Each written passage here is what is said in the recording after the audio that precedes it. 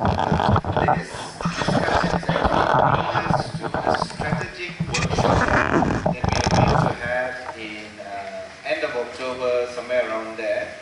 And in this strategic workshop, we are seeking every national process has a discussion together and then appoint mandate four people to the strategic workshop with the political mandate to actually come together as a body to look at the report, finalize the more nut and bolts on what it means for ACSC, APF engagement and the full works for the next 10 years.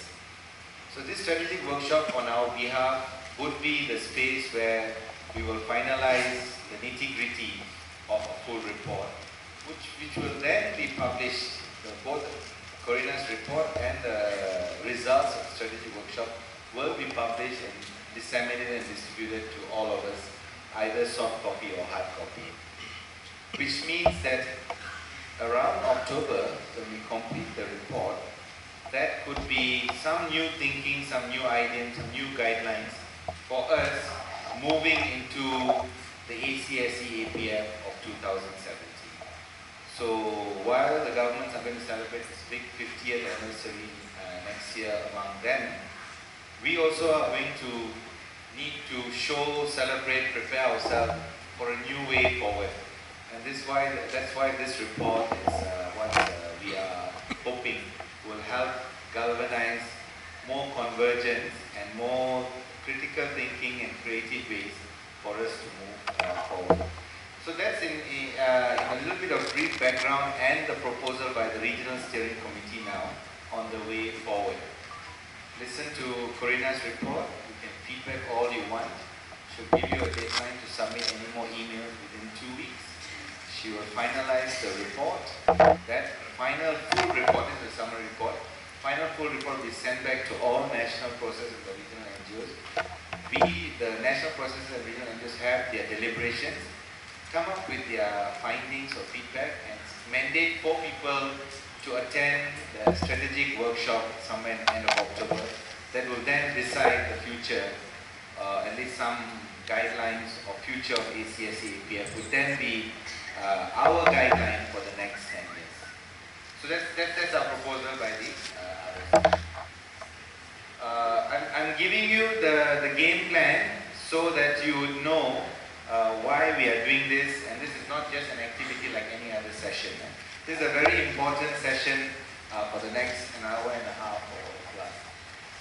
So is that okay? Is there any clarifications or comments on the proposals being made by the Regional Steering Committee on the way forward on this 10-year review?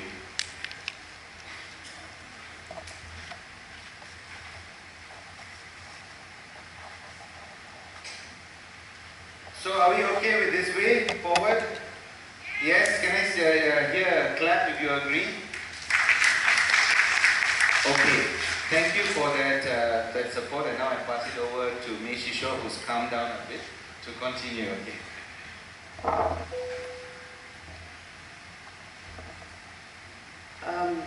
As I said earlier, we will continue with Corina's presentation, and after that we will open the floor to any questions or comments, and I would like to advise you to maximize the time because we are running short of time and we still have another big event ahead of us. Thank you.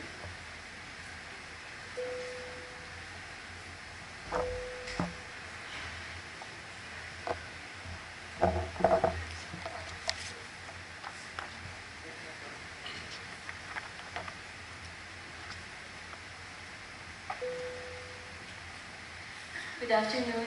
Thank you so much, Dr. May and Gerald.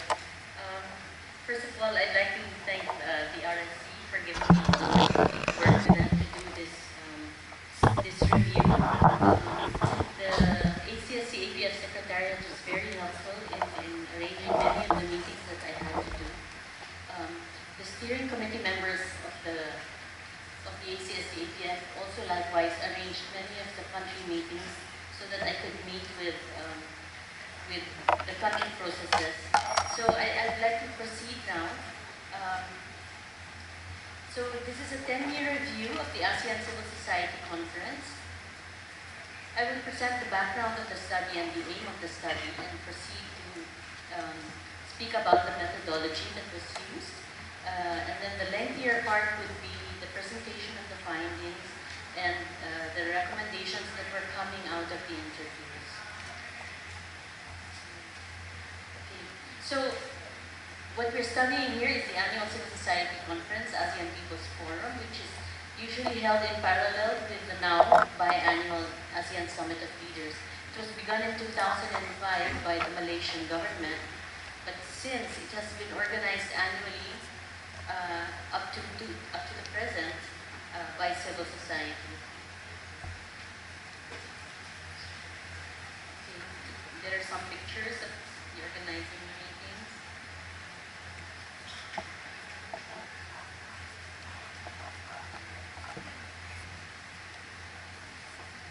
Alright, so the 10 years of the ACSC-APF can be characterized through growth. First, growth in terms of numbers. You can see the chart here. There's a very big, the tallest one would be Myanmar, where we had 3,000 people, but modest numbers were had in the Philippines, Singapore, and in Brunei. And in the thousands, we had them in Thailand, in Indonesia, Cambodia, as well as Malaysia.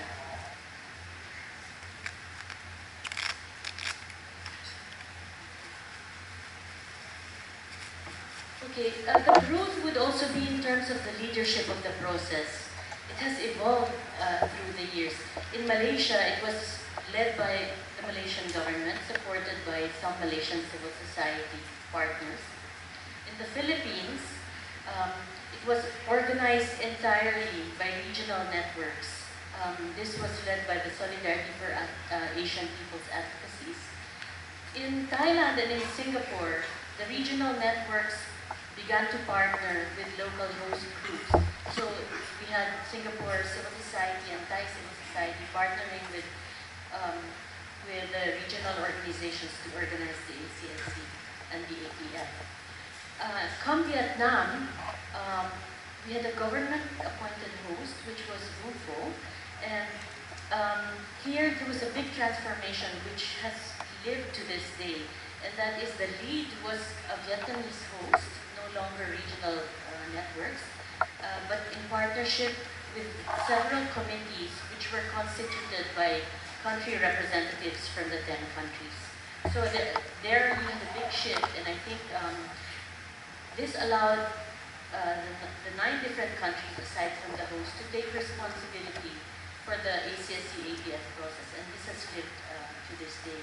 So this was followed by Indonesia, Cambodia, Brunei, Myanmar, Malaysia, and even to this day in Timor Leste.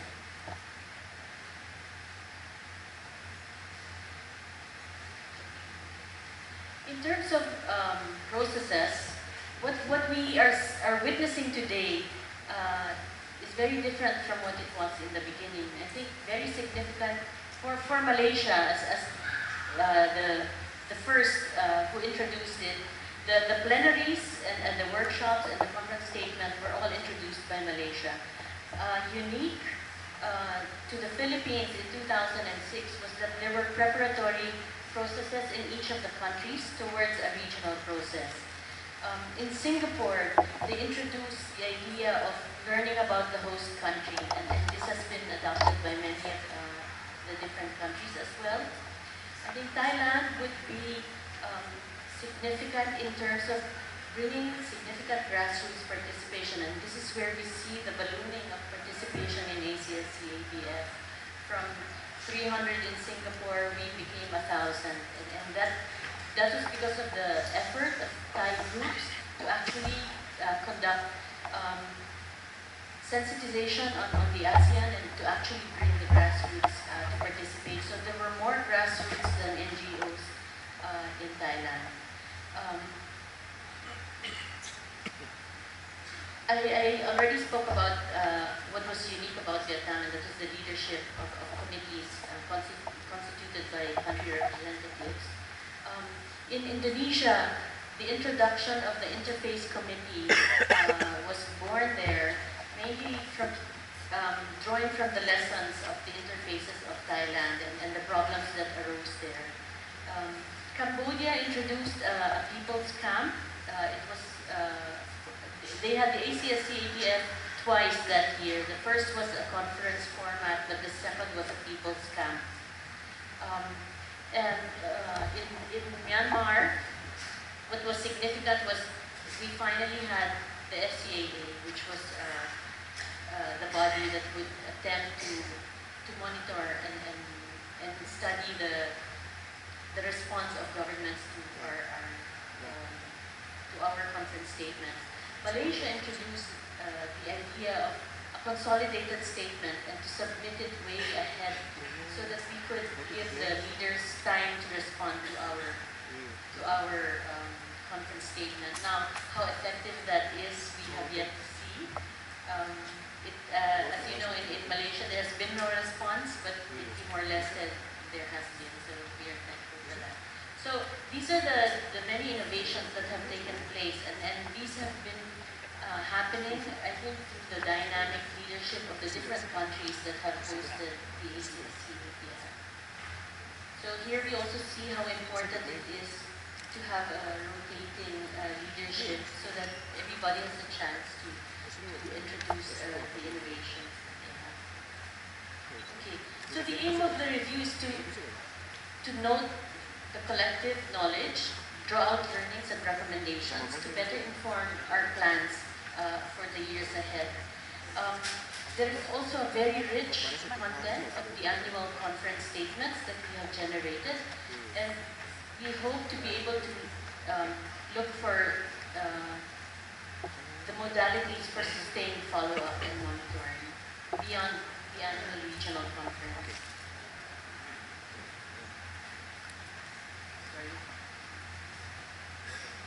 Okay.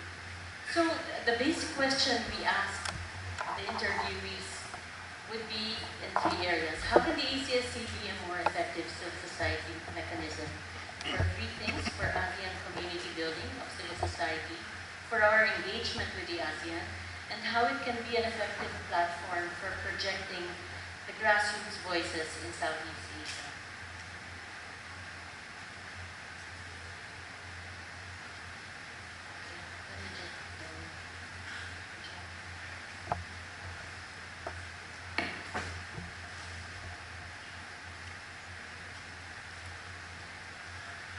Okay, so the methodology, there's a literature review which highlights and summarizes most of the available studies and conclusions by academic researchers throughout this 10-year period.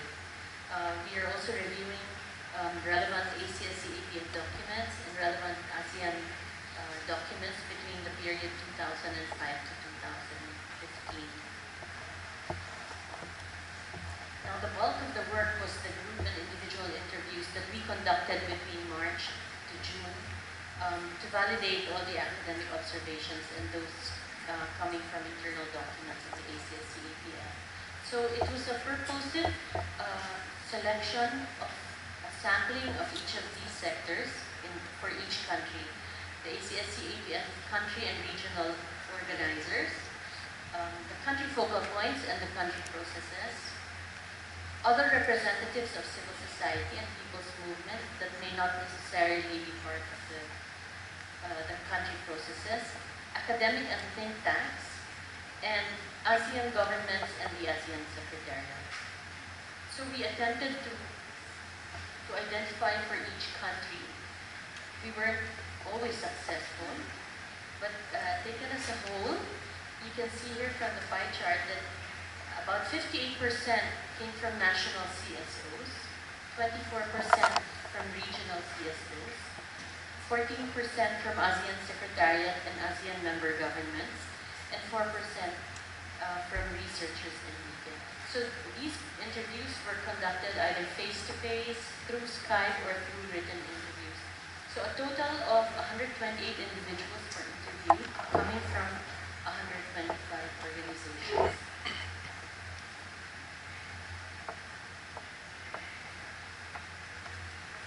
So you will see here the spread. We were unsuccessful in going to Vietnam, so there were only a few interviews by Skype. We had the Vietnam country process offered to support my visit to Vietnam, because when we had done the budgets, we knew that we could only do 8 out of 10, and it was our decision between Gerald and myself that we would skip Brunei and Vietnam, but we were lucky that Vietnam made an offer for us to go there. Unfortunately, because of the busy schedules, that has not been possible, so we're still hoping that perhaps through Skype or maybe a future visit, or through the country process that they will do, their inputs will be incorporated into the study. So also, we had some difficulties with Indonesia, as the CSOs were very busy during this time. So you can see that in Cambodia, Laos, Malaysia, Myanmar, Singapore, Thailand, and the regional organizations, there was significant participation in the interviews.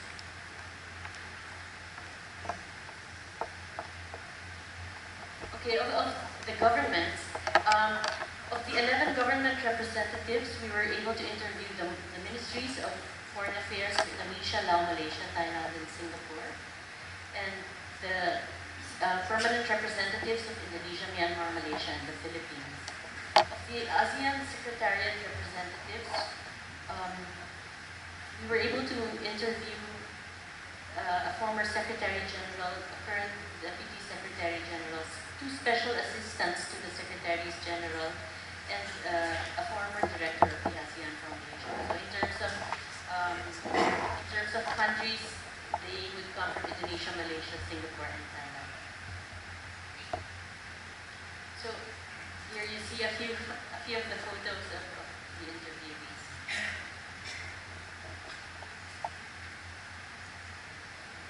Okay, the findings. There are very many of them, so I will go through them.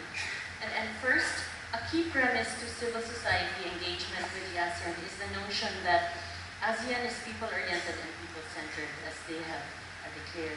And that would be stated in the second point. In the ASEAN Charter, they uphold the notion of a people-oriented ASEAN. It is the least common denominator amongst its member governments. There are a few that believe in a combination of a people-oriented and a people-centered ASEAN, but in the year 2008, when the ASEAN Charter was being drafted, this was the point of unity, people-oriented ASEAN. So, concretely, you can find it in ASEAN Charter 1.13. It says to promote a people-oriented ASEAN in which all sectors of society are encouraged to participate in and benefit from the process of ASEAN integration and community building. Third, there are several contexts of engagement with the ASEAN which has impacted on the engagement process. The values of non-interference and consensus building have affected very much the engagement process. As was mentioned earlier today, there are 10 of them, and it only takes one to veto any proposal which is being discussed in the ASEAN. So this has become quite problematic, but this is a reality, knowing that many ASEAN member governments they are not homogeneous, they come from different political systems, and there are varied perceptions and experiences of dealing with civil society. They are often comfortable, they find their comfort zone with the track or the academia and business. Very rarely with CSOs, and I think it stems from their own experiences in their own country of the relations with civil society. There are also blocks to participation in cases where ASEAN member governments are not very open to civil society participation. So examples of these would be travel bans or confiscation of passports coming from ASEAN member governments, preventing participants to either ASEAN civil society conferences or to be organizing meetings. The idea of a people-oriented ASEAN also drew high expectations from civil society, and I think to some extent there's a lack of appreciation from civil society of the contexts of specific governments, member governments of ASEAN, and this has led to some amount of frustration within the last 10 years. The next would be the plethora of modalities of people's participation in ASEAN. The initiation of the modalities would come from both the ASEAN and member governments and also by civil society. So we have seen a lot of good practices as well as limitations and challenges that have presented themselves. But I think what stands out in the success would be the effort both parties put in confidence building and trust building measures in an attempt to understand each other so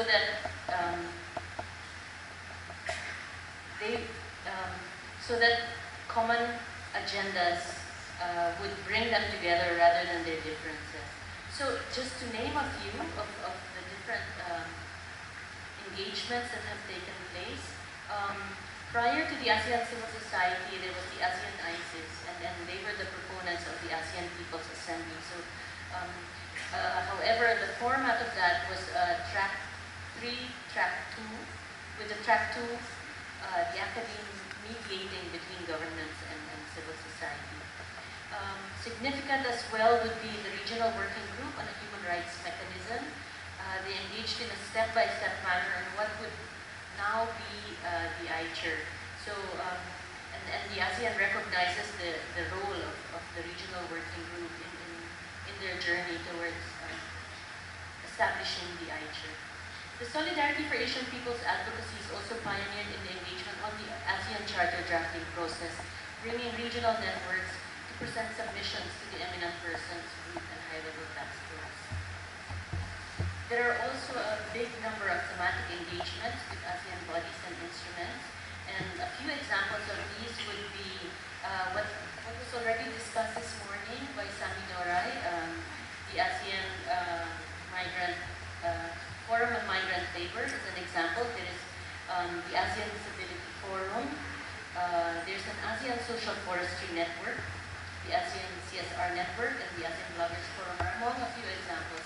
And the focus of the engagements would be on specific sectors or themes, and very focused on engaging senior ministers and technical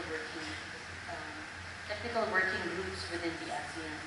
So I think this kind of engagement demands a lot of technical expertise, for which some of our colleagues, I would think, would already be ready for. There are also country engagements that we have seen, and many of these have arose as a result of the ASEAN Civil Society Conference. Many country-based ASEAN groups have emerged. For example, the Thai ASEAN Watch, Cambodia Civil Society Working Group on ASEAN, there's the Myanmar Working Group on ASEAN. So these bodies carry on the engagement after the ACSC conference has ended. So it's a year-long engagement that they are doing with their respective Directors General and Ministries of Foreign Affairs in their own countries. Of course, there's the ACSC-ATF, which brings all of us together once or twice a year in parallel with the ASEAN Summit. There have also been engagements with the ASEAN Secretary General. There have been attempts to dialogue with Secretary Generals as they come into office, and many formal and informal meetings are taking place with the ASEAN Secretariat. There have also been attempts to engage the Committee of Permanent Representatives. In about 2010, the Southeast Asia People's Center and SEACA, together with the Human Rights Working Group, did issue briefings with the CPRs. And to this day, the HRWG has continued to do an informal regional dialogue with CPRs.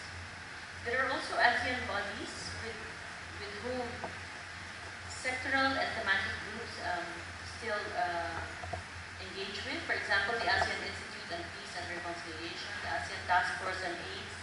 There is a Geo-NGO Forum on Welfare and Development.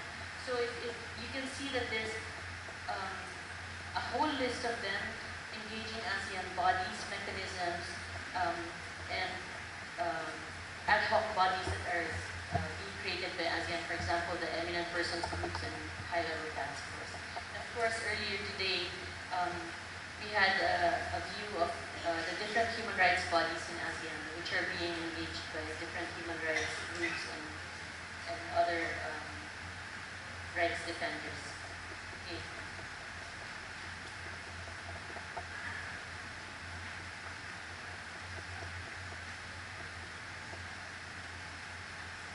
Okay, there have been good practices and there have been conditions and environments that have contributed to meaningful engagement. I think one among them would be the recognition by governments that inputs and knowledge of civil society complements the strength of governments. And when civil society is given the space to work with government, then there is productive engagement. It also demonstrates to many of the ASEAN governments who are wary about citizen engagement that there can be productive engagement with civil society.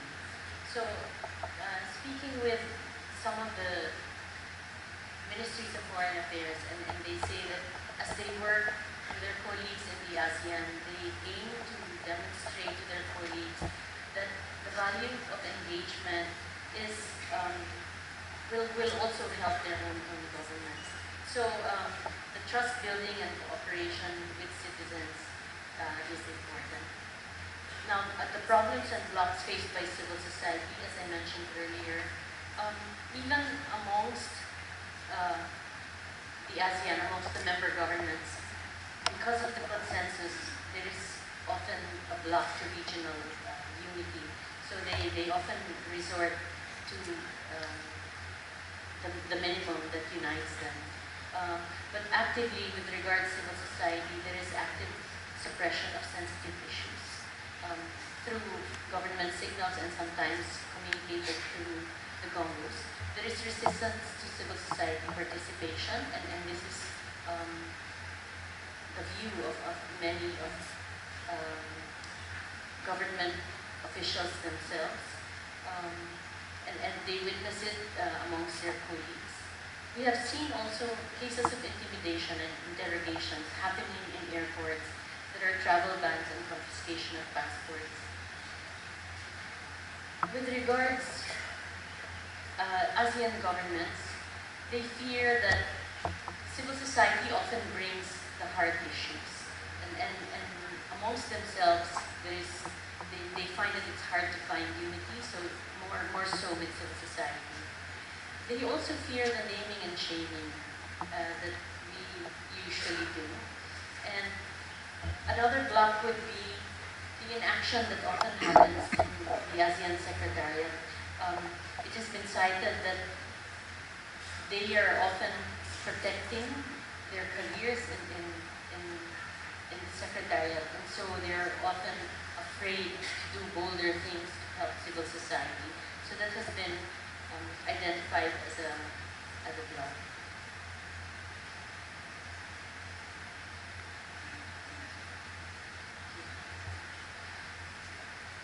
The year 2015 was the end of the few years of the ASEAN Charter. And the ASEAN came up with its Vision 2025. And this vision begins from 2016 to 2025. And here we see a shift. I would think it would be a progression for the ASEAN when they say that the formulation for the ASEAN is now a people-oriented,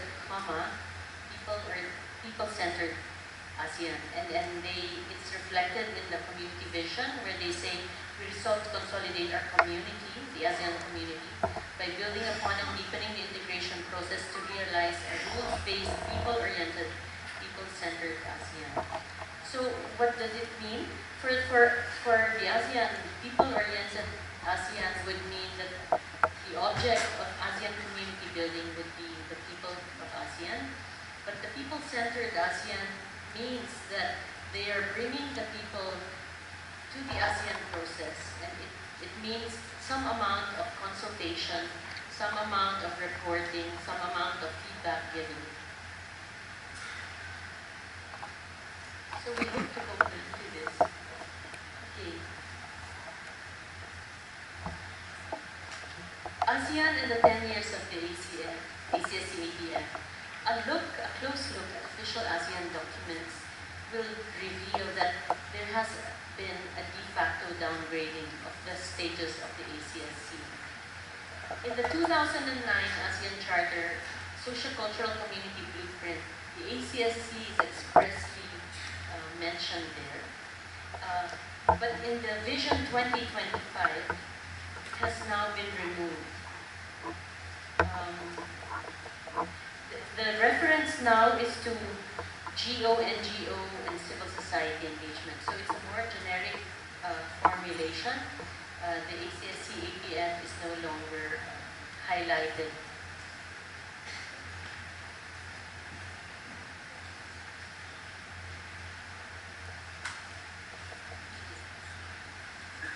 In 2015, during Malaysia's hosting, after 10 years of the ACSC-APF, the Malaysia National Organizing Committee actually summarized the guiding principles which had been operative over the last 10 years. And it was conditioned for civil society wanting to participate in the ACSC-APF. And among these principles are a commitment to human rights, democracy, good governance, the rule of law, non-discrimination, non-retrogressive/progressive/evolutionary, and a commitment to spread awareness on the ASEAN. Accompanying the guiding principles are the engagement modalities that have been operative in the last 10 years. And this would be opening doors, meaning providing platforms for more people to be involved. Participation, both of grassroots, community members, and civil society. Consultative dialogue, meaning inclusive engagement in dialogue processes. Coalition building, consensus. We endeavor to have consensus while respecting each other's ideas. Providing citizen spaces for people to voice their issues. Respect diversity and inclusivity, and non-violence, to reject the promotion of violence or incitement of hatred.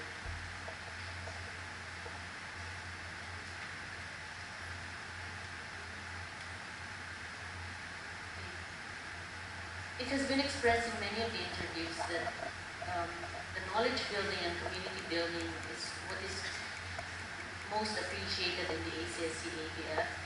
The cumulative and collective knowledge strengthen the networking across issues and across countries, thereby affording participants with a Southeast Asian knowledge of issues. We are getting a big picture of the work that we are doing, and we see our place and see how solidarity and camaraderie can take its place in the community building. So it has also provided spaces for regional and cross-border issues. The grassroots voices in ASEAN. The grassroots voices is linked very much to issues of participation and inclusion and leadership. And mainly this is because of the language that is used.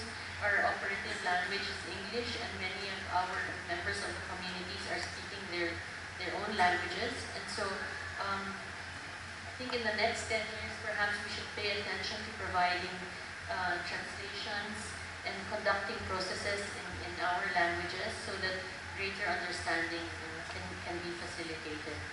Also, there have been a lot of assertions of grassroots processes.